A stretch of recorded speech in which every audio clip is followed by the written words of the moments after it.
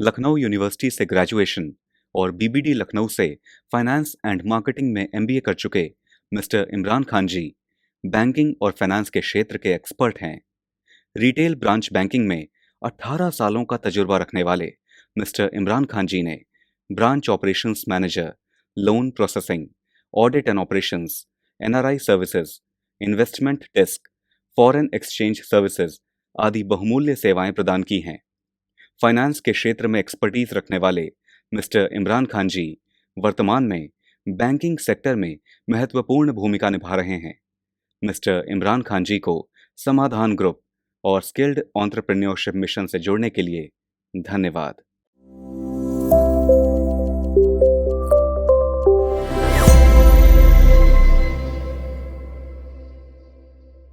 Hello viewers, एक बार फिर से आप सबका स्वागत है आज के हमारे नए सेशन, नए एपिसोड में। जैसा कि आप सब जानते हैं कि हमारी कोशिश रहती है कि कैसे हम गवर्नमेंट की, सेंट्रल गवर्नमेंट या स्टेट गवर्नमेंट की जो भी योजनाएं हैं, जो भी स्कीम्स हैं, ख़ास तौर पे हमारे ग्रामीण क्षेत्रों के लिए, एग्रीकल्चर सेक्टर के लिए, किसानों के लिए, बड़े फार्मर्स के लिए, छोटे फार्मर्स के लिए, जितनी भी गवर्नमेंट की स्कीम्स हैं जो उनको एक बेहतर विकल्प देते हैं अपनी आय को बढ़ाने का, अपने ग्रामीण क्षेत्रों में रहते हुए नौजवानों को अवसर देते हैं कि वो अपने ही क्षेत्रों में रहते हुए एम्प्लॉयमेंट जनरेट कर सकें, और ना सिर्फ एम्प्लॉयमेंट मांगने वाले बने बल्कि वो एम्प्लॉयमेंट देने वाले बने। तो इसी कड़ी में आज हम जिस स्कीम के बारे में बात करने जा रहे हैं वो बहुत ही महत्वपूर्ण स्कीम है, क्योंकि वो कहीं ना कहीं हमारे देश का जो एक पूरा इंफ्रास्ट्रक्चर है और जो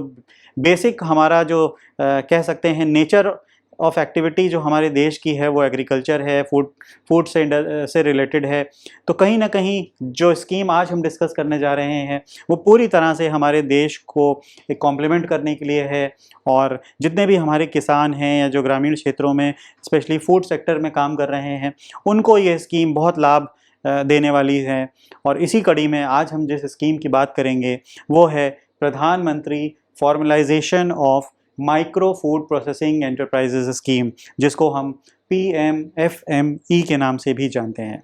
जी हाँ, ये स्कीम, इसका उद्देश्य क्या है, किस तरह से ये रोज़गार के अवसर प्रदान करती है, किस तरह से ये फूड प्रोसेसिंग इंडस्ट्री को और मजबूत करेगी, कैसे ये हमारे छोटे बड़े किसानों को, ग्रामीण क्षेत्रों में रहने वाले नौजवानों को, महिलाओं को आत्मनिर्भर बनाएगी, और आत्मनिर्भर बनाने के लिए कि कैसे हमारे गांव में रहने वाली महिलाएं, बुज़ुर्ग, नौजवान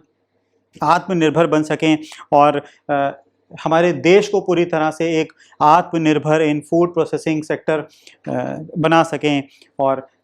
इस स्कीम के महत्व, इस स्कीम को डिटेल में हम लोग समझेंगे कि क्या है ये स्कीम और किस तरह से ये कार्य करती है। तो जैसा मैंने बताया कि ये कहीं ना कहीं आत्मनिर्भरता को बढ़ावा देने के लिए है। और अगर मैं श्री नरेंद्र मोदी जो हमारे प्रधानमंत्री हैं उनके शब्दों में ये बात कहूँ कि अब समय है,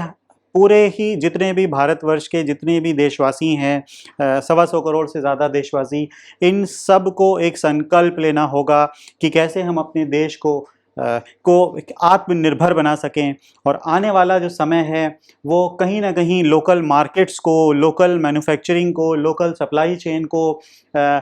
आगे बढ़ाने का है। और ये सिर्फ हमारी ज़रूरत ही नहीं है बल्कि ये हम सब देशवासियों की एक जिम्मेदारी भी है। तो इसी जिम्मेदारी को आगे बढ़ाते हुए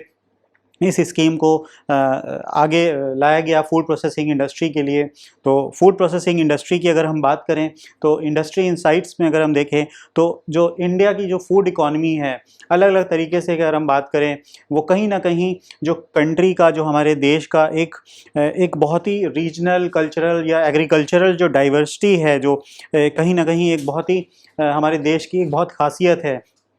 चाहे वो हम सीरियल्स की बात करें, चाहे वेजिटेबल्स की बात करें, फ्रूट्स की बात करें, किसी भी तरह के लोकल ड्रिंक्स की बात करें, मीट एंड पोल्ट्री है, आपके एक्वेटिक प्रोडक्ट्स हो गए, या जो भी national food map of India है, वो कहीं ना कहीं कंट्री का जितनी भी सिविलाइजेशन हिस्ट्री है उस सब को उजागर करता है। और ये अपने आप में एक बहुत बड़ा एक पूरा इकोसिस्टम है। अगर हम इसको न्यूमेरिक टर्म्स में देखें तो 25 lakh number of food processing enterprises हैं जो कि अनऑर्गेनाइज्ड सेक्टर में काम कर रही हैं। तो 25 लाख ऐसे एंटरप्राइजेज हैं जो किसी भी फॉर्मल स्ट्रक्चर का पार्ट नहीं है, जो किसी भी फॉर्मल ऑर्गेनाइज्ड इकोनॉमी का पार्ट नहीं है, एक ऑर्गेनाइज्ड सेक्टर का पार्ट नहीं है। वो अपने ही तरीके से बिना ज़रूरी ट्रेनिंग्स, बिना ज़रूरी सुविधाओं के, वो ऐसे 25 लाख के आसपास की ऐसी एंटरप्राइजेज़ हैं, फूड प्रोसेसिंग एंटरप्राइजेज़ हैं जो ये कार्य कर रही हैं। इसके अलावा अगर हम बात करें तो 74% जो कंट्रीब्यूशन होता है माइक्रो एंटरप्राइजेस का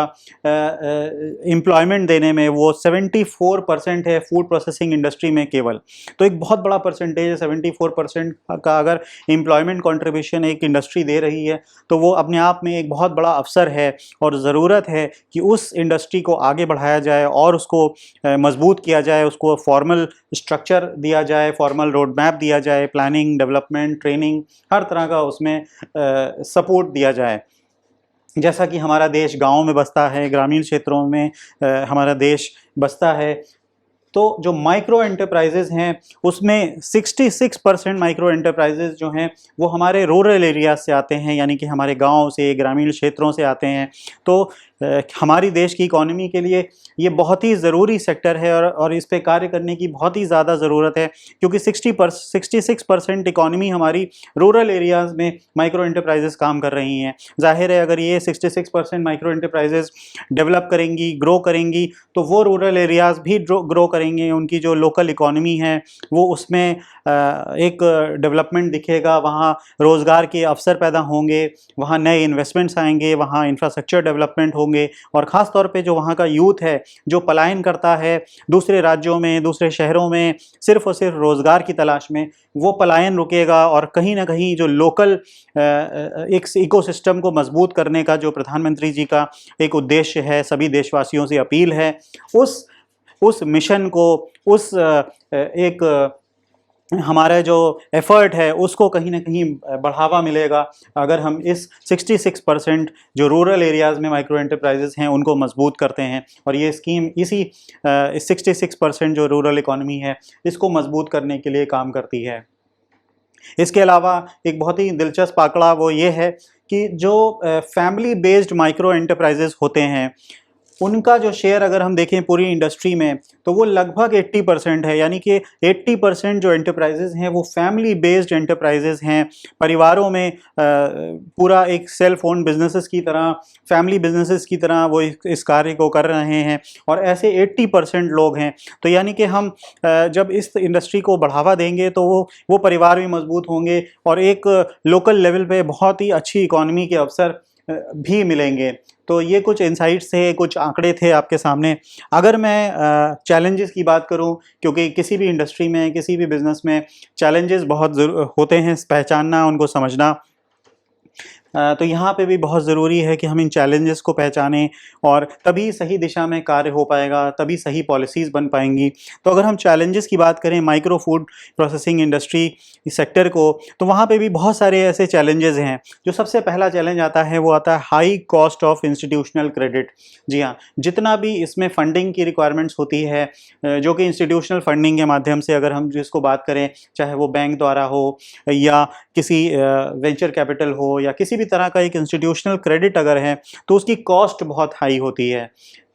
तो ये एक बहुत बड़ा चैलेंज है, क्योंकि अगर कॉस्ट हाई होगी, फंड्स की, क्रेडिट की कॉस्ट हाई होगी, तो अल्टीमेटली वो पूरा जो सिस्टम होगा उसमें कॉस्टिंग कहीं ना कहीं उसको अफेक्ट करेगी। इसके अलावा जो दूसरा सबसे बड़ा चैलेंज है, क्योंकि ज़्यादातर जो एंटरप्राइजेस हैं, जैसा हमने देखा कि वो रूरल एरियाज़ में हैं, तो वहाँ पे मॉडर्न टेक्नोलॉजी का जो एक पहुंच है या उनको जो एक्सेस है वो बहुत ही सीमित है। तो मॉडर्न टेक्नोलॉजी की कमी होने की वजह से भी ये एक बहुत बड़ा चैलेंज बनता है, जिसकी वजह से वो लोकल मार्केट में तो किसी तरह से सर्वाइव कर जाते हैं, लेकिन जब उन्हें कम्पीट करना पड़ता है बड़े प्लेयर्स के साथ, या अगर हम ग्लोबल स्तर पे बात करें, तो वहाँ पे ये मॉडर्न टेक्नोलॉजी की कमी की वजह से वो बिल्कुल भी कम्पीट नहीं कर पाते हैं और वहाँ पर वो पूरी तरह से फेल हो जाते हैं। और इसी तरह जो वैल्यू एडिशन अपॉर्चुनिटीज़ होती हैं, चाहे वो टेक्नोलॉजी के क्षेत्र में हो, चाहे वो रिसर्च एंड डेवलपमेंट में हो,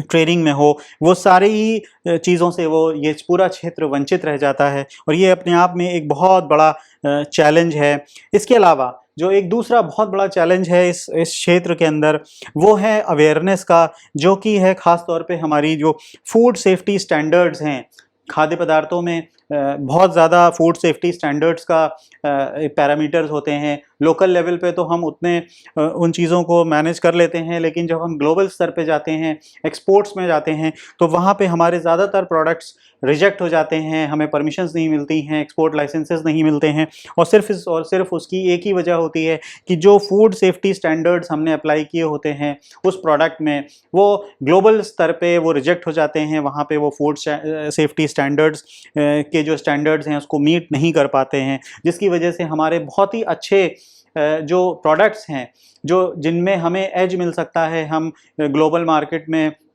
हम अपना एक वर्चस्व कायम कर सकते हैं, उनसे हम compete नहीं कर पाते हैं और वो अपॉर्चुनिटी हमसे छिन जाती है। इसके अलावा मार्केट की नॉलेज, इसकी कमी होती है, इंफॉर्मेशन सही समय पे सही इंफॉर्मेशन नहीं मिल पाती है। और क्योंकि ये ख़ास तौर पे रूरल एरियाज़ में ज़्यादा ये कार्य कर रही हैं फूड प्रोसेसिंग इंडस्ट्रीज़, तो जो ब्रांडिंग और मार्केटिंग और एक कह सकते हैं कि एक बहुत ही प्रोफेशनल अप्रोच चाहिए होती है, वो भी मिसिंग हो जाती है, क्योंकि वहाँ पे अनस्किल्ड मैन पावर जो है वो ज़्यादा होती है। और इस तरह की जो माइक्रो एंटरप्राइजेज़ हैं उनको एक प्रोफेशनली आगे बढ़ाने में बहुत ही दिक्कतें आती हैं, और कहीं ना कहीं वो पूरे इंडस्ट्री को कहीं ना कहीं वो सफ़र करना पड़ता है। तो ये कुछ ऐसे चैलेंजेस थे जिनको दूर करना बहुत ही ज़रूरी है, जिनको ध्यान में रखना बहुत ज़रूरी है। अगर इन चैलेंजेस को हम दूर नहीं करेंगे तो हम ज़ाहिर है इस इंडस्ट्री को ग्रो नहीं कर पाएंगे। अगर हम इस इंडस्ट्री की ग्रोथ की बात करें तो आइए एक नज़र डालते हैं इस इंडस्ट्री की ग्रोथ रेट के कि किस तरह से ये इंडस्ट्री ग्रो कर रही है। तो अगर हम लास्ट 5 ईयर्स का इसका आंकड़े देखें तो जो एवरेज एनुअल ग्रोथ रेट है, जिसको हम AAGR कहते हैं, वो लगभग 11% के आसपास उसकी ग्रोथ है, जो एक अपने आप में इंडस्ट्री के पॉइंट ऑफ व्यू से बहुत ही अच्छी ग्रोथ मानी जाती है। किसी भी इंडस्ट्री की ग्रोथ अगर 11% से 10% से 11% से कोई इंडस्ट्री बढ़ रही है एक एवरेज ग्रोथ के साथ, तो वो एक अच्छा एक डेवलपमेंट है उस इंडस्ट्री के लिए।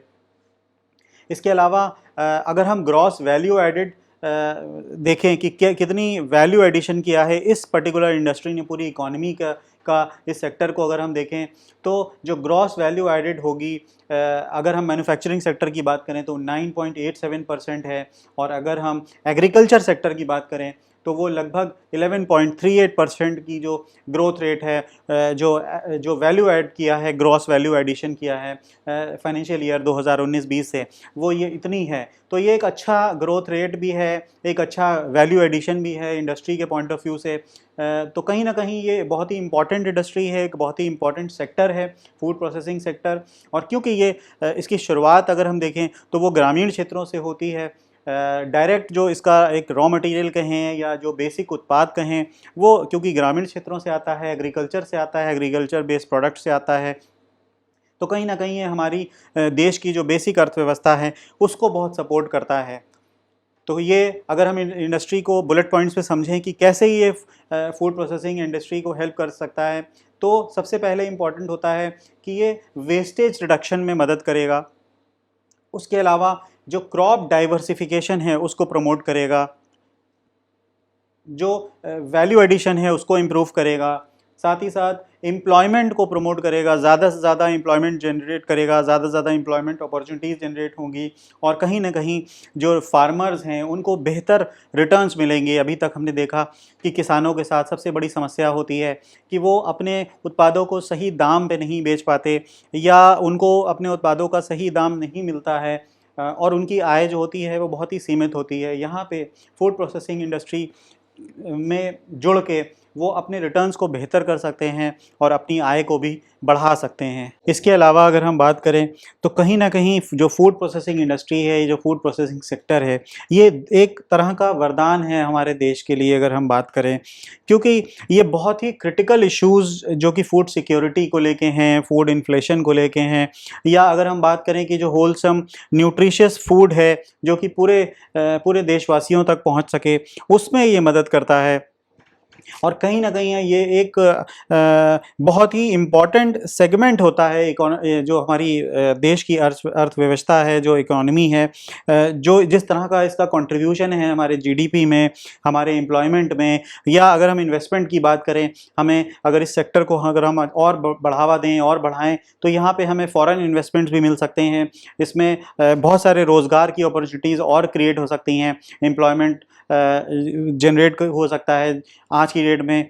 जिस तरह का अनएम्प्लॉयमेंट रेट हमारे देश में बढ़ रहा है, नौजवानों की संख्या बढ़ रही है, वहाँ पे इस फूड प्रोसेसिंग सेक्टर में वो समस्या को भी हल किया जा सकता है और बहुत सारी एम्प्लॉयमेंट जनरेशन एक्टिविटीज़ क्रिएट की जा सकती हैं।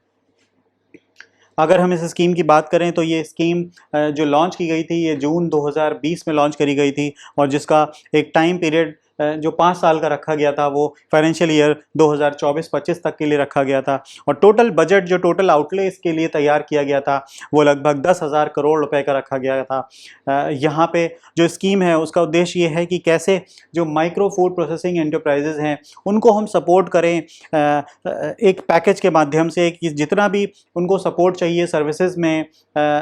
वो उनको प्रदान की जाएँ। अब कौन कौन सी सर्विसेज, कौन कौन से सपोर्ट पैकेजेस दिए जा सकते हैं, किस तरह से सपोर्ट किया जा सकता है। तो जो सबसे पहला सपोर्ट होता है किसी भी इंडस्ट्री के लिए वो होता है फाइनेंशियल सपोर्ट। तो यहाँ पे कि कोई नई फूड प्रोसेसिंग इंडस्ट्री लगानी हो या कोई पहले से फूड प्रोसेसिंग इंडस्ट्री अगर कार्य कर रही है उसको अपग्रेड करने की ज़रूरत है, चाहे टेक्नोलॉजी के माध्यम से या कैपेसिटी के माध्यम से, तो उसके लिए फाइनेंशियल सपोर्ट दिया जाएगा। साथ ही साथ यहाँ पे सब्सिडी भी अवेलेबल कराई जाएगी इस स्कीम के माध्यम से। उस सब्सिडी को आप चाहे तो इंटरेस्ट सबवेंशन के माध्यम से उसको क्लब कर सकते हैं, या दूसरी जो स्कीम्स होंगी, कंपोनेंट्स हैं अगर किसी गवर्नमेंट की स्कीम्स के, उनके साथ नॉन ओवरलैपिंग करवा के भी आप करा सकते हैं। या इस तरह से अगर कोई स्टेट गवर्नमेंट की कोई आप स्कीम का फ़ायदा ले रहे हैं, वहाँ पे टॉपअप की सुविधा ले सकते हैं, तो सब्सिडी को आप वहाँ पे भी कंपनसेट कर सकते हैं। इसके अलावा जो एक बहुत ही मुख्य किसी भी सेक्टर के लिए ज़रूरत होती है वो होती है ट्रेनिंग और कैपेसिटी बिल्डिंग सपोर्ट की। अगर हम किसी भी अनस्किल्ड मैन पावर को हम स्किल्ड मैन पावर में तब्दील करते हैं तो वहाँ पे उसका आउटपुट, उसका प्रोडक्शन कैपेसिटी, उसकी जो कह सकते हैं कि ओवरऑल जो उसका जो आउटपुट होता है वो बढ़ जाता है। तो ट्रेनिंग और कैपेसिटी बिल्डिंग सपोर्ट दे के इस स्कीम के माध्यम से इंडस्ट्री में और डेवलप किया जा सकता है, इस इंडस्ट्री को और फॉर्मल तरीके से और प्रोफेशनल तरीके से इसको डेवलप किया जा सकता है। इसके अलावा जैसे मैंने बताया कि क्योंकि ख़ास तौर पे ग्रामीण क्षेत्रों से इसका कहीं ना कहीं ज़्यादा एक जुड़ाव है, तो जो फार्मर्स हैं या फार्मर प्रोड्यूसर ऑर्गेनाइजेशंस हैं, सेल्फ हेल्प ग्रुप्स हैं, या इस तरह के जो प्रोड्यूसर कोऑपरेटिव्स हैं, इस तरह का पूरा जो एक वैल्यू चेन क्रिएट होता है उसको भी ये सपोर्ट करती है इस स्कीम। कैसे इन सब को एक वैल्यू एडिशन मिले, इनको बेहतर विकल्प मिलें और इस इंडस्ट्री को बढ़ावा मिले। इसी के साथ साथ जितनी भी एग्जिस्टिंग एंटरप्राइजेज हैं उनको एक कह सकते हैं कि फॉर्मल पूरा जो फ्रेमवर्क है उसके अंदर लाया जाए, और जितना भी रेगुलेटरी इन्वायरमेंट है, रजिस्ट्रेशन का प्रोसेस है, रेगुलेटरी इन्वायरमेंट है, कंप्लायंस के नॉर्म्स हैं, उन सब को उसके दायरे में लाया जाए ताकि हमारे फूड सिक्योरिटी के जो स्टैंडर्ड्स हैं उनको मीट किया जा सके। इंटरनेशनल लेवल पे जो जो पैरामीटर्स होते हैं, जो क्वालिटी चेक्स होते हैं, जो सर्विस स्टैंडर्ड्स हैं, जो प्रोडक्ट क्वालिटी स्टैंडर्ड्स हैं, उनको उनके उस स्तर तक हम पहुंचा सकें। और उसके लिए बहुत ज़रूरी है कि इस पूरे सेक्टर को एक रेगुलेटरी फ्रेमवर्क के अंदर, कंप्लायंस के अंदर और उसके अंदर इसको फॉर्मली पूरा देखा जाए और उसको सपोर्ट किया जाए। इसके अलावा यहाँ पे मार्केटिंग सपोर्ट भी दिया जाता है ताकि पूरा सप्लाई चेन जो है वो एक अच्छा बन सके, डिस्ट्रीब्यूशन नेटवर्क्स क्रिएट हो सकें, ब्रांडिंग की जा सके, मार्केटिंग की जा सके। इंटरनेशनल लेवल पे जो भी एग्जीबिशंस होती हैं या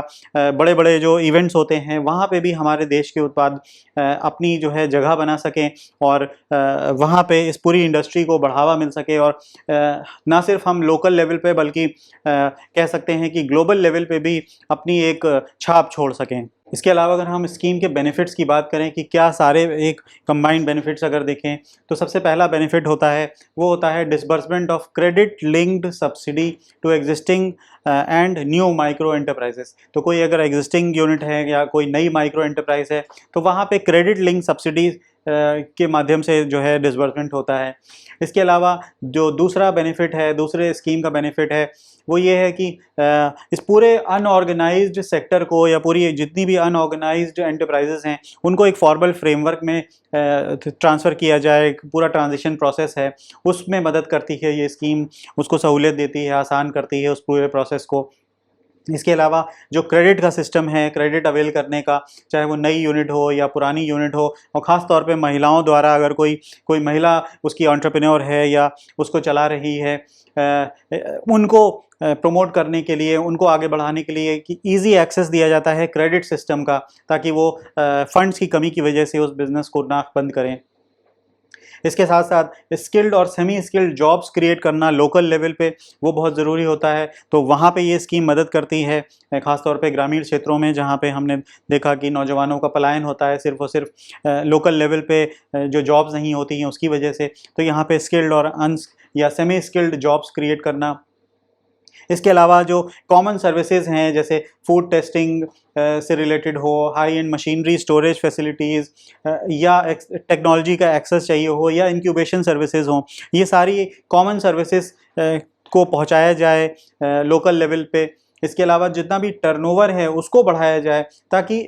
जितना भी माइक्रो एंटरप्राइजेज हैं ऑर्गेनाइज्ड मार्केट में, वो उनका इंटीग्रेशन अच्छे से हो सके। तो इन सभी बेनिफिट्स के साथ इस स्कीम को लॉन्च किया गया। और यहाँ पे जो फंडिंग पैटर्न है वो सेंट्रल गवर्नमेंट और स्टेट गवर्नमेंट में 60 और 40 का रहता है। 60% जो फंड शेयर होता है वो केंद्र सरकार का होता है, और 40% जो है वो उस सेंट्रल गवर्नमेंट का होता है। अगर हम नॉर्थ ईस्ट या हिमालयन स्टेट्स की बात करें तो यहाँ पे स्टेट गवर्नमेंट का जो फंड शेयरिंग होती है वो 10% होती है, और नॉर्थ ईस्ट में ये 90% होती है जो सेंट्रल गवर्नमेंट की तरफ से होता है। इसके अलावा जितने भी यूनियन टेरिटरीज विद लेजिस्लेचर्स हैं वहाँ पे सेंट्रल गवर्नमेंट का 60% और स्टेट गवर्नमेंट का 40% शेयर होता है। लेकिन जितने भी ऐसी यूनियन टेरिटरीज हैं जो विदाउट लेजिस्लेचर्स हैं वहाँ पे 100% जो फंड शेयरिंग होती है वो जो या फंड मोबिलाइजेशन होता है वो सेंट्रल गवर्नमेंट की तरफ से ही होता है। तो ये fund sharing pattern central government और स्टेट गवर्नमेंट के माध्यम से होता है। इसके अलावा अगर हम क्रेडिट लिंक ग्रांट की बात करें तो वो लगभग 35% का क्रेडिट लिंक सब्सिडी इसमें प्रोवाइड की जाती है, जो कि प्रोजेक्ट कॉस्ट के ऊपर होता है। और यहाँ पे जो मैक्सिमम ग्रांट होता है वो 10 लाख रुपए तक होता है, यानी कि जो आपका प्रोजेक्ट होगा उसमें 35% या 10 lakh, whichever is higher, वो पहुँच उतनी आपको सब्सिडी मिल जाएगी। तो यहाँ पे क्रेडिट लिंक सब्सिडी होती है 35% के हिसाब से। और यहाँ पे जो देखने वाली बात यह है कि अगर जो प्रोजेक्ट्स एलिजिबल हैं वहाँ पे जो मिनिमम सीलिंग होगी वो 3 करोड़ रुपए की होगी, अगर वहाँ पे कॉमन इंफ्रास्ट्रक्चर को अवेल करने की ज़रूरत है। इसके अलावा 40,000 पर मेंबर के हिसाब से यहाँ पे सीड कैपिटल भी प्रोवाइड किया जाता है, वर्किंग कैपिटल का भी सपोर्ट होता है, ब्रांडिंग और मार्केटिंग का भी 50% तक का जो एक्सपेंसेस होता है उसका भी सपोर्ट दिया जाता है। तो अच्छा एक फाइनेंशियल सपोर्ट यहाँ पे प्रोवाइड किया जाता है। अगर हम एलिजिबल बेनिफिशरीज़ की बात करें तो इंडिविजुअल कैटेगरी में भी यहाँ पे एलिजिबल बेनिफिशरीज़ हो सकते हैं। इसके अलावा अगर कोई फॉर्मली कोई कंपनी बना के, प्रोप्राइटरशिप फर्म बना के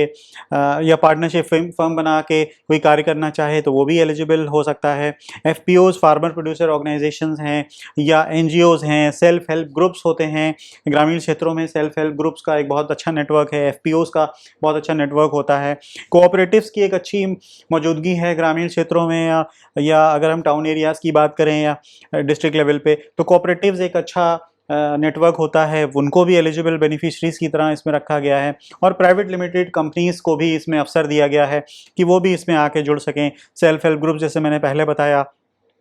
और उसके अलावा FPOs, गवर्नमेंट एजेंसीज़ या कोऑपरेटिव्स, तो ये सभी एलिजिबल बेनिफिशरीज़ की तरह इसमें कार्य कर सकते हैं। अगर हम इंडिविजुअल कैटेगरी में देखें कि नए या एग्जिस्टिंग माइक्रो एंटरप्राइजेस को किस तरह का सपोर्ट दिया जाता है, तो यहाँ पे ODOP या नॉन ODOP जितने भी एंटरप्राइजेस हैं वो एलिजिबल होते हैं असिस्टेंस के लिए। जितने भी इसमें individual, proprietorship firm, partnership, FPO, NGO, SHG, cooperative और प्राइवेट लिमिटेड, ये सब इंडिविजुअल कैटेगरी के होते हैं। और यहाँ पे जो कंपनीज होती हैं वो अगर कैपिटल लिंक क्रेडिट सब्सिडी की बात करें तो 35% ऑफ एलिजिबल प्रोजेक्ट कॉस्ट, जिसमें मैक्सिमम सीलिंग जो रखी गई है वो 10 लाख रुपए की रखी गई है, वो इसमें अवेल कर सकते हैं। इसके अलावा जो टेक्निकल सिविल वर्क है वो 30% से ज़्यादा नहीं होना चाहिए आपकी प्रोजेक्ट कॉस्ट का। फॉर एग्जांपल अगर आपका जो प्रोजेक्ट कॉस्ट है वो 1 करोड़ रुपए है तो उसमें 30 लाख रुपए से ज़्यादा आपका जो टेक्निकल सिविल वर्क है वो उससे ज़्यादा नहीं होना चाहिए। तो ये इस तरह से आपको जब कोई नया एंटरप्राइज अगर सेटअप कर रहा है तो वहाँ पे अपनी प्रोजेक्ट रिपोर्ट में आपको ये देखना होगा कि ये जो आंकड़े हैं ये इन पैरामीटर्स के हिसाब से आपके होने चाहिए। इसके अलावा जो एप्लीकेंट होता है वो इंटरेस्ट सबवेंशन के लिए भी एलिजिबल होता है, या अगर कोई टॉपअप कन्वर्जेंस करना चाह रहा है किसी ऑलरेडी गवर्नमेंट स्पॉन्सर्ड स्कीम्स के माध्यम से तो उसके लिए भी एलिजिबल है। साथ ही साथ जो एप्लीकेंट होते हैं या जो एंटरप्राइज होते हैं वो बैंक लोन के लिए भी एलिजिबल होते हैं। तो यहाँ पे बैंक लोन की भी सुविधा होती है, उसके लिए भी वो एलिजिबिलिटी क्राइटेरिया में फिट होते हैं। तो बहुत ही मतलब कह सकते हैं कि एक अच्छा सपोर्ट दिया जाता है। अगर हम कॉमन इंफ्रास्ट्रक्चर्स की बात करें कि कॉमन इंफ्रास्ट्रक्चर की क्या क्या सपोर्ट, तो वहाँ पे जो सपोर्ट प्रोवाइड किया जाता है वो क्लस्टर्स को या ग्रुप्स को दिया जाता है, जो कि एफपीओज़ के माध्यम से हो सकते हैं, एसएचजीज हो सकते हैं, या जो प्रोड्यूसर कोऑपरेटिव्स हैं, गवर्नमेंट एजेंसीज़ हैं, इन सब को जो है एक कॉमन इंफ्रास्ट्रक्चर का जो सपोर्ट होता है क्लस्टर लेवल पे वहाँ दिया जाता है। यहाँ पे अगर हम सब्सिडी की बात करें तो वो 35% यहाँ पे भी सब्सिडी होती है, लेकिन यहाँ मैक्सिमम सीलिंग जो है वो 3 करोड़ रुपए की होती है, जो भी आपका एलिजिबल कॉस्ट होता है। तो इस माध्यम से एफपीओज, एसएचजीज, फार्मर प्रोड्यूसर ऑर्गेनाइजेशंस, ये सब को कॉमन इंफ्रास्ट्रक्चर के तहत जो है वो एक ग्रुप क्रिएट किया जाता है। और यहाँ पे जितनी भी कॉमन सर्विसेज हैं, चाहे वो कॉमन प्रोसेसिंग फैसिलिटी हो, इंक्यूबेशन सेंटर्स हो, लेबोरेटरीज हो, वेयर हाउसिंग है, कोल्ड स्टोरेज, या इस तरह की जो भी सुविधाएं हैं वो उनको एक कॉमन इंफ्रास्ट्रक्चर के माध्यम से प्रोवाइड की जाती है।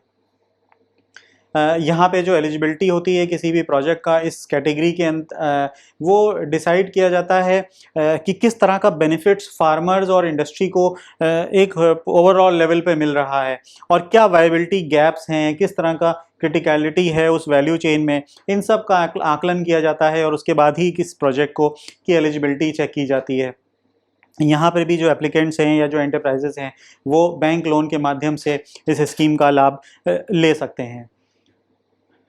अगर हम सीड कैपिटल की बात करें जो सेल्फ हेल्प ग्रुप मेंबर्स के लिए होता है, तो यहाँ पे जो सेल्फ हेल्प ग्रुप्स के जो मेंबर्स होते हैं, तो पर मेंबर की अगर हम बात करें तो 40,000 रुपीज़ पर मेंबर यहाँ पे जो है वो सीड कैपिटल दिया जाता है। वो मुफ्त जो दिया जाता है वो इसलिए होता है कि एक वर्किंग कैपिटल उन्हें मिल सके, और जो छोटे छोटे टूल्स वगैरह जो उन्हें रोज़मर्रा अपने कार्य के लिए ज़रूरत होंगे उसको वो परचेज़ कर सकें। इसके अलावा जितना भी चैनलिंग ऑफ फंड्स होता है एसएचजीज को, वो जो दिया जाता है वो कम्युनिटी बेस्ड ऑर्गेनाइजेशंस यानी कि क्लस्टर लेवल फेडरेशंस हो गई या विलेज ऑर्गेनाइजेशंस हो गई, वहाँ पे ग्रांट के माध्यम से दिया जाता है एसएचजी मेंबर्स को एक लोन के माध्यम से, और जो भी ये इसका लोन का रीपेमेंट होगा वो एसएचजी नेटवर्क के पूरे कॉर्पस में काउंट किया जाएगा। तो सीड कैपिटल भी 40,000 की मिलती है अगर हम एसएचजीज की बात करें। अब बात करते हैं ब्रांडिंग और मार्केटिंग सपोर्ट की। देखिए, ब्रांडिंग और मार्केटिंग सपोर्ट बहुत ज़रूरी होता है, क्योंकि होता क्या है कि जब भी कोई प्रोडक्ट मार्केट में आता है तो वो लोकल लेवल पे तो कहीं ना कहीं आप उसको आपके फिज़िकल रीच में होता है, आप पहुंचा सकते हैं, आप उसकी पब्लिसिटी कर सकते हैं। लेकिन जब हम दूसरे डिस्ट्रिक्ट्स में जाते हैं या दूसरे अपने माल को, हमें अपने प्रोडक्ट को दूसरे स्टेट्स में, दूसरे राज्यों में या इवन दूसरी कंट्रीज़ में भी अगर हमें उसको पहुंचाना है तो वहाँ हम फिज़िकली हर जगह नहीं जा सकते एक ही समय पे। तो वहाँ पे बहुत ज़रूरी होती है कि हमें उसकी एक अच्छी सी ब्रांडिंग और मार्केटिंग प्लान होना चाहिए, और उसके लिए इस स्कीम के माध्यम से ब्रांडिंग और मार्केटिंग सपोर्ट दिया जाता है, जो कि फार्मर प्रोड्यूसर ऑर्गेनाइजेशन हुए, एसएचजीज हैं, कोऑपरेटिव्स हैं, इन सब को इसमें ब्रांडिंग और मार्केटिंग सपोर्ट भी दिया जाता है। इसके अलावा इनको कॉमन पैकेजिंग या ब्रांडिंग का जो क्वालिटी कंट्रोल होता है, स्टैंडर्डाइजेशन होता है, ताकि फूड सेफ्टी के जो नॉर्म्स हैं उनको वो कंप्लायंस कर सकें, और जितना भी ग्लोबल लेवल पे या नेशनल लेवल पे भी अगर हम बात करें तो वहाँ पे वो फूड सेफ्टी के जो स्टैंडर्ड्स हैं उनको वो मीट कर सकें, और उनके प्रोडक्ट्स को ज़्यादा से ज़्यादा यूज़र्स ख़रीद सकें और यूज़ कर सकें और उनको पसंद किया जा सके।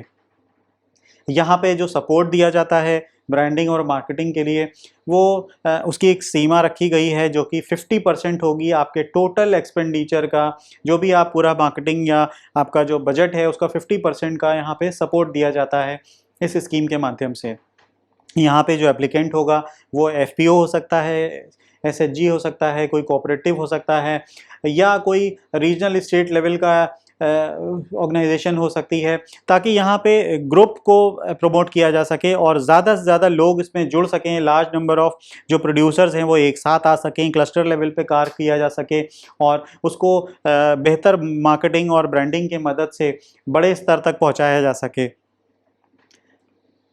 कैपेसिटी बिल्डिंग की अगर हम बात करें तो कैपेसिटी बिल्डिंग, जैसे मैंने पहले बताया कि कैपेसिटी बिल्डिंग बहुत ज़रूरी होती है। किसी भी अनस्किल्ड को अगर हम सेमी स्किल्ड या स्किल्ड वर्कर में कन्वर्ट करते हैं तो वहाँ पे ट्रेनिंग के माध्यम से उनको बेहतर इंडिविजुअल एक रिसोर्स की तरह हम उसे यूज़ कर सकते हैं। और यहाँ पे भी बहुत ज़रूरी होता है कि ट्रेनिंग दी जाए ऐसे लोगों को। तो ट्रेनिंग देने का जो तरीका होता है, जो क्राइटेरिया होता है, उसमें मुख्यतः दो तरह के क्राइटेरियाज हैं। पहला तो ये है कि जो इंडिविजुअल माइक्रो फूड एंटरप्राइजेज़ हैं, प्रोसेसिंग एंटरप्राइजेज़ हैं, चाहे वो नए हों या एग्जिस्टिंग हो, या फिर कोई मेंबर्स हैं एसएचजीज़ के, एफपीओज़ के, कोऑपरेटिव्स के, जिनको क्रेडिट लिंक सब्सिडी आ रही है इस स्कीम के माध्यम से। दूसरा जो बेनिफिशरीज़ होते हैं वो हो सकते हैं जिनको मदद मिली है, सपोर्ट मिला है seed capital and marketing and branding component के माध्यम से। तो इन दोनों को ही ट्रेनिंग सपोर्ट दिया जा सकता है। यहाँ पे जो मेजर कंपोनेंट होता है कैपेसिटी बिल्डिंग का, वो बेसिकली होता है कि जो टारगेट बेनिफिशरीज़ हैं उनको हम ईडीपी प्रोग्राम के माध्यम से, जिसको हम एंटरप्रेन्योरशिप डेवलपमेंट प्रोग्राम कहते हैं, उसके माध्यम से उनको ट्रेन करें, उनको पूरी इंडस्ट्री के बारे में बताएं, जिस प्रोडक्ट में वो डील कर रहे हैं या जिस प्रोडक्ट से में उनको कार्य करना है उसको कैसे वो बेहतर बना सकें, उसका पूरा उनको ट्रेनिंग और पूरा एक इकोसिस्टम समझाया जाता है। पूरा एंटरप्रेन्योरशिप डेवलपमेंट प्रोग्राम के माध्यम से उनको पूरा इसमें असिस्टेंस किया जाता है। कौन कौन से ज़रूरी कार्य होते हैं, एसेंशियल फंक्शंस होते हैं एक एंटरप्राइज़ को रन करने के लिए, और उसको उसमें इन्वेंट्री का कैसे मैनेजमेंट करना है, फाइनेंशियल मैनेजमेंट कैसे करना है, लीगल कंप्लाइंसेस कैसे करने हैं, जैसे रजिस्ट्रेशंस कराने हैं या कहीं से एनओसीज लेने हैं, नो ऑब्जेक्शन सर्टिफिकेट्स लेने हैं। इसके अलावा राज्य सरकार के जैसे रजिस्ट्रेशंस होते हैं या सेंट्रल गवर्नमेंट के रजिस्ट्रेशंस हैं, जैसे कि उद्योग आधार रजिस्ट्रेशन है, जीएसटी रजिस्ट्रेशंस है, एसएआई सेफ्टी या हाइजीन स्टैंडर्ड्स के जो रजिस्ट्रेशंस या नॉर्म्स हैं या कंप्लाइंस सर्टिफिकेट्स हैं, पैकेजिंग और लेबलिंग से संबंधित, ब्रांडिंग और मार्केटिंग से संबंधित, इन सभी एस्पेक्ट्स को समझाया जाता है, सिखाया जाता है एंटरप्रेन्योरशिप डेवलपमेंट प्रोग्राम के माध्यम से। और ये भी एक बहुत ही बेसिक ज़रूरी ट्रेनिंग माध्यम है। अगर इस ट्रेनिंग को और इस तरह के सपोर्ट फंक्शन को हम नहीं इम्प्लीमेंट करेंगे तो कैपेसिटी बिल्डिंग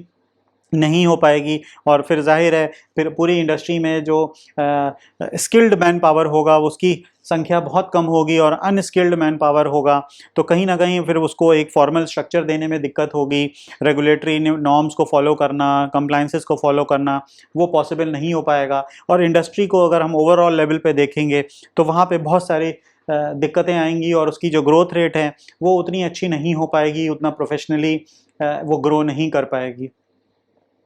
अब समझते हैं कि बैंक्स के माध्यम से जब ग्रांट हमें मिलती है तो उसका क्या प्रोसीजर होगा। तो इस चार्ट के माध्यम से हम समझते हैं कि क्या इसका प्रोसीजर होगा। सबसे पहला प्रोसीजर होता है वो होता है एक रजिस्ट्रेशन का, कि जो एप्लीकेशन होता है वो रजिस्ट्रेशन प्रोसेस के माध्यम से एप्लीकेंट उसमें अपनी एप्लीकेशन सबमिट करता है।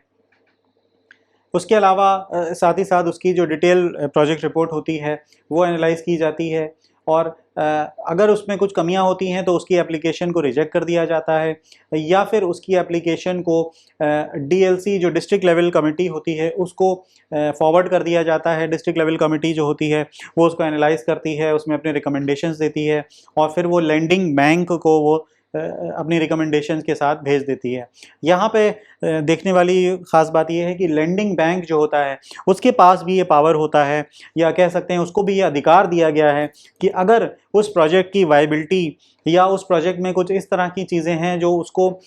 उसके जो बैंक के जो क्राइटेरियाज़ हैं, जो उसका असेसमेंट का जो तरीका है, अगर वो उसको मीट नहीं कर रहा है तो बैंक लेवल पे भी ये एप्लीकेशन रिजेक्ट हो सकती है। ये ज़रूरी नहीं है कि आपका डिस्ट्रिक्ट लेवल कमेटी पे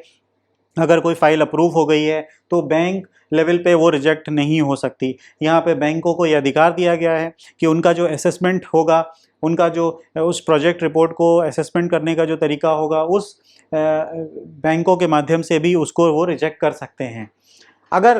वो लेंडिंग बैंक जो है उसको रिकमेंड कर देता है, उसको अप्रूव कर देता है, तो फिर ये सैंक्शन और डिसबर्समेंट के लिए जाती है और उसके बाद ये ministry of food processing industry को चली जाती है, जहाँ से फिर वो सब्सिडी को जो है वो रिलीज़ किया जाता है जो भी नोडल बैंक है उसके माध्यम से।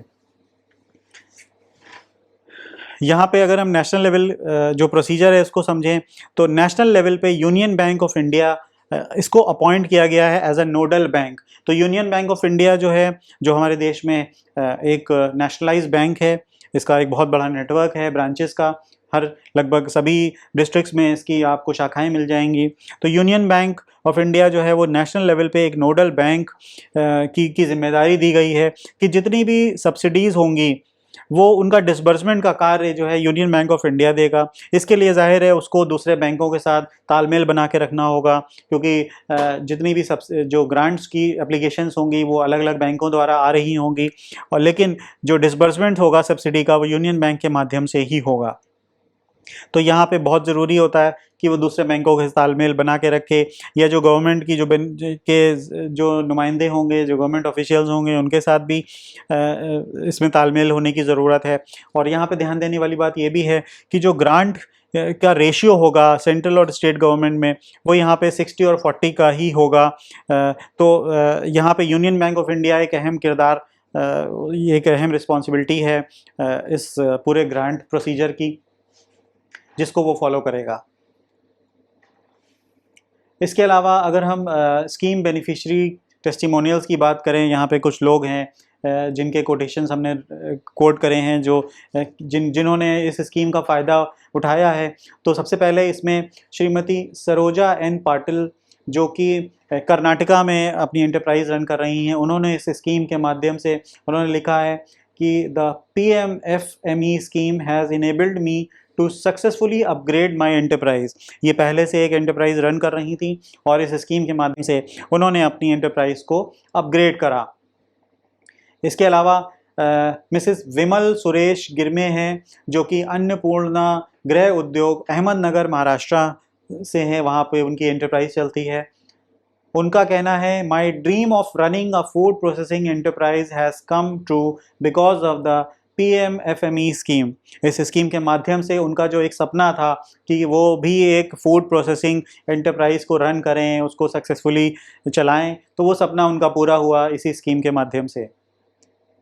एक और एंटरप्राइज ओनर हैं मिसेस राधिका कामत, जो कि कामत ऑयल इंडस्ट्रीज़ उत्तर कन्नड़ कर्नाटका में है उनकी ये इंडस्ट्री। उनका कहना है, with the help of the PMFME scheme I was able to purchase the necessary machinery for my enterprise. तो यहाँ पे हमने ये भी देखा कि अपग्रेडेशन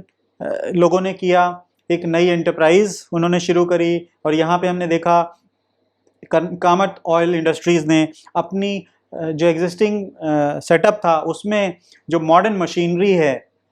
जो ज़रूरी मशीनरी उनको रिक्वायर्ड थी, वो उन्होंने परचेज़ करी इस स्कीम के माध्यम से। तो यहाँ पे डिफरेंट हम देख सकते हैं कि ज़रूरतें भी पूरी हुई उस इंडस्ट्री की। तो इस स्कीम का डाइवर्स नेचर भी आप देख सकते हैं यहाँ पे, जो ऑलरेडी एग्जिस्टिंग ओनर्स हैं, जो एंटरप्राइज रनर्स हैं, उनके माध्यम से उन्होंने डिक्लेयर कराई ये सारी चीज़ें। इसके अलावा अगर हम बात करें मिसेज़ मनकल्ली राज्य लक्ष्मी एंड मिसेज़ मरमपल्ली निरोशा, जो कि स्फूर्ति फूड प्रोडक्ट्स जगत्याल तेलंगाना से हैं, उनका कहना है, the seed capital support under the PMFME scheme has enabled us to purchase tools for our self help group. इन्होंने सेल्फ हेल्प ग्रुप बनाया, उसमें उनको जो ज़रूरी टूल्स की ज़रूरत थी उनके मेंबर्स को, उसके लिए सीड कैपिटल जो हमने देखा कि 40,000 पर मेंबर के हिसाब से सीड कैपिटल दिया जाता है, तो उस सीड कैपिटल की मदद से उन्होंने ज़रूरी टूल्स खरीदे और अपने सेल्फ हेल्प ग्रुप को और बेहतर बनाया। तो यहाँ पे कुछ टेस्टिमोनियल्स थे, ये इसीलिए रखे गए ताकि आपके अंदर एक मोटिवेशन आ सके कि हाँ, कुछ लोगों ने अगर इस स्कीम का फ़ायदा उठाया है तो आप भी इसका फ़ायदा उठा सकते हैं, और फूड प्रोसेसिंग इंडस्ट्री में आप भी अपना योगदान और एक बेहतर विकल्प ढूंढ सकते हैं। कुछ सेलिएंट फीचर्स की अगर हम बात करें इस स्कीम का, एक नटशेल में अगर हम बात करें तो सबसे पहला जो इसका फीचर है वो है क्रेडिट लिंक सब्सिडी। हमने अभी डिटेल में समझा कि 35% जो भी एलिजिबल कॉस्ट होता है, प्रोजेक्ट कॉस्ट, जो कि मैक्सिमम 10 लाख रुपीज़ तक हो सकता है, चाहे वो अपग्रेडेशन के लिए हो या नई यूनिट को सेटअप करने के लिए, उसके लिए क्रेडिट लिंक सब्सिडी स्कीम प्रदान की जाती है। इसके अलावा सीड कैपिटल, जैसा भी हमने टेस्टिमोनियल्स में भी देखा कि 40,000 पर पर्सन जो कि सेल्फ हेल्प ग्रुप का मेंबर होगा, उसको एक वर्किंग कैपिटल के लिए या परचेज ऑफ स्मॉल टूल्स, उनको परचेज करने के लिए भी उनको 40,000 पर मेंबर दिया जाता है। और जो कि मैक्सिमम अगर किसी सेल्फ हेल्प ग्रुप के को कंबाइंड देखें तो वो मैक्सिमम 4 लाख रुपए तक हो सकता है। तो यहाँ पे सेल्फ हेल्प ग्रुप को के उनके जो मेंबर्स होते हैं उनको 40,000 सीड कैपिटल के माध्यम से भी दिया जाता है। अगर हम कॉमन इंफ्रास्ट्रक्चर में देखें तो वहाँ पे एफपीओज या जो कोऑपरेटिव्स हैं, एसएचजीज हैं, फेडरेशंस हैं, इनको लिए भी यहाँ पे सुविधाएं दी जाती हैं, जो एक कह सकते हैं कि कॉमन इंफ्रास्ट्रक्चर सपोर्ट दिया जाता है। उसके लिए भी उन्हें क्रेडिट लिंक कैपिटल सब्सिडी दी जाती है, जिसमें 35% एलिजिबल कॉस्ट होता है यहाँ पे, लेकिन जो मैक्सिमम सीलिंग है वो 3 करोड़ रुपए की है। तो 3 करोड़ रुपए का एक अच्छा सब्सिडी अमाउंट है जो पूरे कॉमन इंफ्रास्ट्रक्चर में दिया जाता है। इसके अलावा ODOP, one district one product scheme जो अप्रोच है, वो भी इसको कहीं ना कहीं बहुत सपोर्ट करती है इस स्कीम को, चाहे वो प्रोक्योरमेंट ऑफ इनपुट्स हो या कॉमन सर्विसेज को एक्सेस करने की बात हो, मार्केटिंग ऑफ प्रोडक्ट्स की बात हो। तो कहीं ना कहीं ये पूरा जो फ्रेमवर्क प्रोवाइड करता है वैल्यू चेन डेवलपमेंट में, या जितना भी इंफ्रास्ट्रक्चर है उसको एक अलाइन करने में, अलाइनमेंट में, वो कहीं ना कहीं मदद करता है। ODOP अप्रूव्ड 713 डिस्ट्रिक्ट या 35 स्टेट्स के अंदर उन्होंने 137 यूनिक प्रोडक्ट्स को अप्रूव किया, तो एक अच्छा आंकड़ा है यहाँ पे। इसके अलावा मार्केटिंग सपोर्ट दिया जाता है, मार्केटिंग और ब्रांडिंग, जैसा भी हमने समझा। यहाँ पे 50% का मार्केटिंग सपोर्ट दिया जाता है फाइनेंशियल ग्रांट के माध्यम से, ताकि उन प्रोडक्ट्स की, उन ग्रुप्स की मार्केटिंग हो सके, ब्रांडिंग हो सके, और वो ना सिर्फ लोकल लेवल पे बल्कि नेशनल या इंटरनेशनल लेवल पे भी जाके अपनी ब्रांडिंग और मार्केट पोजीशनिंग कर सकें और अपने प्रोडक्ट्स को देश विदेश तक पहुंचा सकें।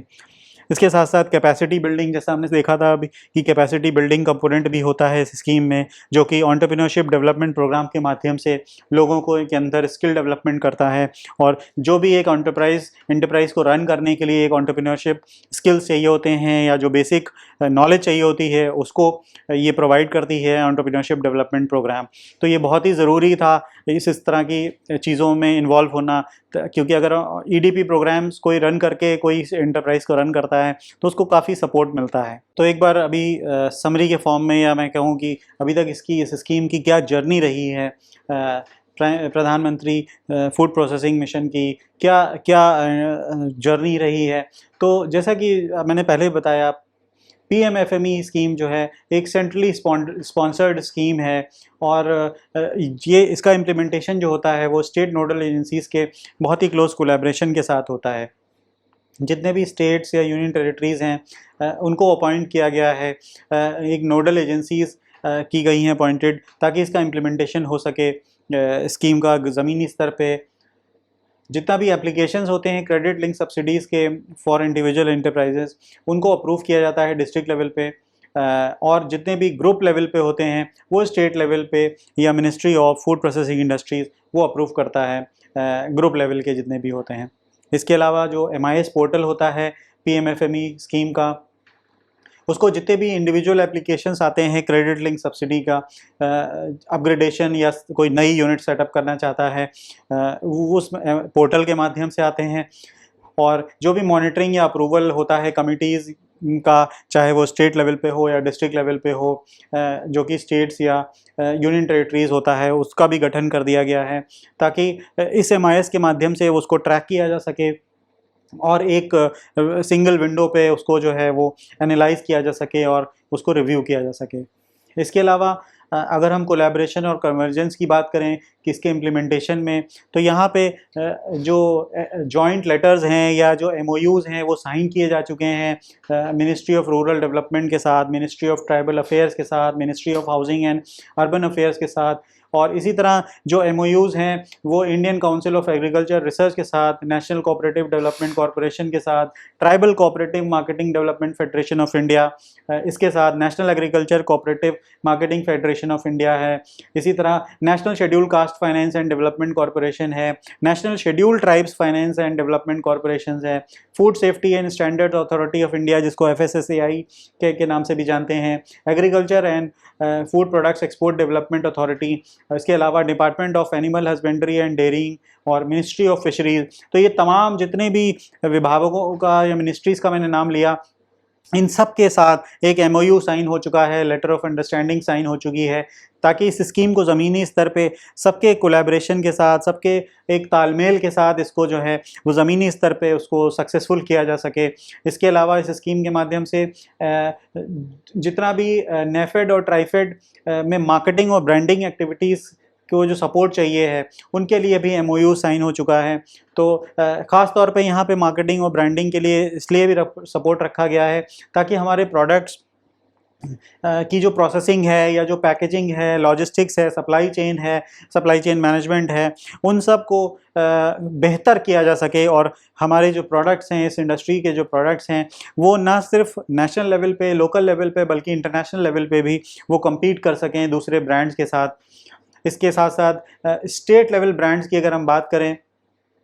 यहाँ पे भी कई सक्सेसफुली लॉन्च किए जा चुके हैं प्रोडक्ट्स, जिसमें आसना जो कि स्टेट ऑफ पंजाब का एक बहुत ही फेमस ब्रांड है, और भीम थाड़ी जो कि महाराष्ट्र का एक बहुत बड़ा ब्रांड है, और इसी तरह के कई सारे हैं ऐसे ब्रांड्स जो कि पाइपलाइन में हैं, जो आगे अभी आपको सुनने में आएंगे। इसके साथ साथ अगर हम कैपेसिटी बिल्डिंग कंपोनेंट की बात करें तो national institute of food technology entrepreneurship and management और उसी के साथ साथ national institute of food technology entrepreneurship and management, ये एक की रोल अदा कर रहे हैं यहाँ पे ट्रेनिंग और डेवलपमेंट में, training and research support provide करने में। जो भी सेलेक्टेड एंटरप्राइजेस होते हैं, ग्रुप्स होते हैं, क्लस्टर्स होते हैं, वो कहीं ना कहीं इनके साथ पार्टनरशिप करके स्टेट लेवल टेक्निकल इंस्टीट्यूशन के साथ इनको ट्रेनिंग प्रोवाइड करते हैं और इनको एंटरप्रेन्योरशिप डेवलपमेंट प्रोग्राम की ट्रेनिंग देते हैं। इसके अलावा 75 इंक्यूबेशन सेंटर्स भी अप्रूव किए जा चुके हैं अभी तक, ताकि वहाँ पे इंक्यूबेशन प्रोग्राम्स के माध्यम से इनको हैंड होल्डिंग की जा सके, इन नए एंटरप्रेन्योर्स की हैंड होल्डिंग, उनको सपोर्ट, उनको गाइडेंस दिया जा सके। तो काफ़ी इसमें कैपेसिटी बिल्डिंग पे भी काफ़ी कार्य इस स्कीम के माध्यम से किया गया है। तो ये भी हमने देखा इस पूरी प्रेजेंटेशन के माध्यम से कि कैसे फूड प्रोसेसिंग इंडस्ट्री को एक बहुत ही महत्वपूर्ण स्थान दिया गया है। आत्मनिर्भर भारत की तरफ जो हमारा एक लक्ष्य है उसको पूरा करने में, आत्मनिर्भर भारत हम तभी बन सकते हैं जब सारे ही देशवासी मिल के ये संकल्प करें कि हम अपने लोकल मार्केट में अपने लोकल एंटरप्रेन्योर्स को सपोर्ट करेंगे और फूड प्रोसेसिंग इंडस्ट्री जो कि शुरुआत जिसकी हमारे गांव से होती है, ग्रामीण क्षेत्रों से होती है, हमारे किसानों से होती है, नौजवानों से होती है, उसको हम और बेहतर करेंगे। तो कहीं ना कहीं ये स्कीम उन सभी चेन में जितने भी भागीदार हैं, जितने भी स्टेक होल्डर्स हैं, उन सब को ध्यान में रखते हुए उनको सपोर्ट करने के लिए इस स्कीम को लॉन्च किया गया। मेरी कोशिश ये रहती है कि आपको आसान भाषा में, आसान एक प्रेजेंटेशन के साथ आपको स्कीम्स के बारे में बताया जाए। फिर भी अगर आपके मन में कुछ शंकाएं, कुछ सवाल हों, हम लोग लाइव सेशन में जुड़ते हैं, वहाँ पे आप 1-to-1 अपनी क्वेरीज कर सकते हैं इस स्कीम के बारे में। अगर कुछ आप जानना चाहते हैं और कोई ऐसी चीज़ जो आप और अपने स्तर पे पूछना चाहते हैं वो आप पूछ सकते हैं। हम लोग लाइव सेशन में जुड़ेंगे। तब तक के लिए आपसे आज्ञा लेता हूँ। Thank you.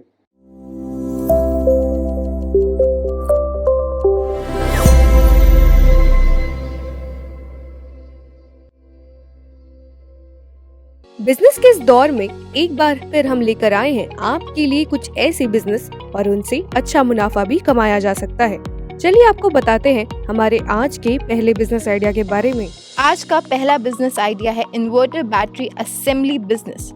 इन्वर्टर कितनी देर काम करेगा ये निर्भर करता है बैटरी पावर और निर्धारित वक्त पर। इन्वर्टर द्वारा उपयोग की गई पावर पे जैसे जैसे इन्वर्टर द्वारा यूज होने वाले इक्विपमेंट बढ़ते हैं वैसे वैसे उनका रन टाइम कम होता है। यदि आपको इन्वर्टर का रन टाइम बढ़ाना हो तो उसके लिए एडिशनल बैटरीज की जरूरत पड़ती है। इन्वर्टर में 2 प्रकार के कनेक्शंस होते हैं,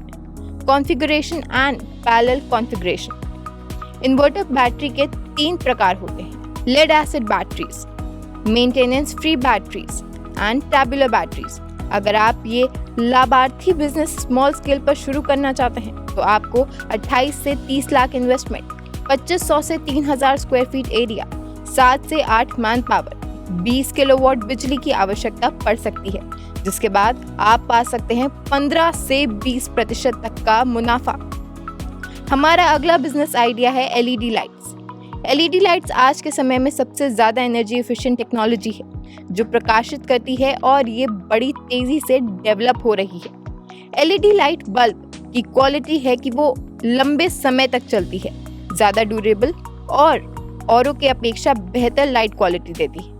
एलईडी लाइट कई तरीके की होती है: इंडस्ट्रियल एंड कमर्शियल लाइटिंग,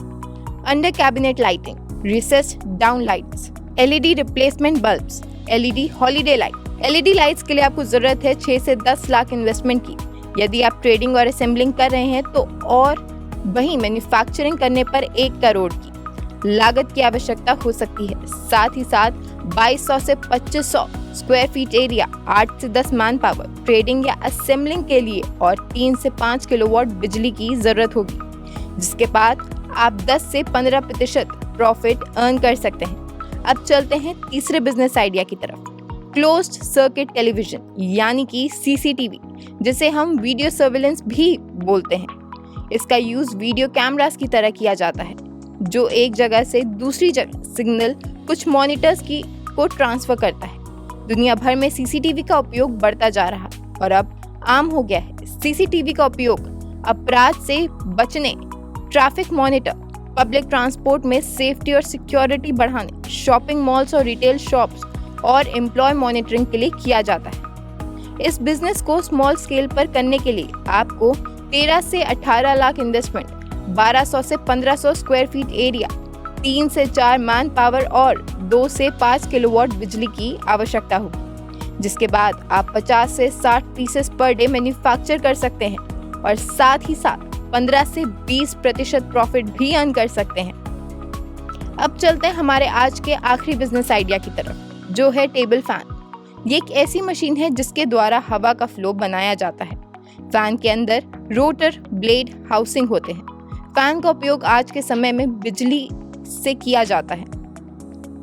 वहीं पुराने समय में स्टीम का उपयोग किया जाता था। टेबल फैन छोटे और कॉम्पैक्ट होते हैं। ये छोटी जगहों को ठंडा रखने के लिए बेस्ट ऑप्शन है। इनको कहीं भी रखा जा सकता है, जैसे कि डेस्क, काउंटर्स और अन्य मजबूत जगहों पर। यदि आप टेबल फैन जैसा फायदेमंद बिजनेस शुरू करके सक्सेसफुल उद्यमी बनना चाहते हैं तो आपको स्मॉल स्केल पर आवश्यकता पड़ सकती है 8 से 10 लाख इन्वेस्टमेंट, 1200 से 1400 स्क्वायर फीट एरिया,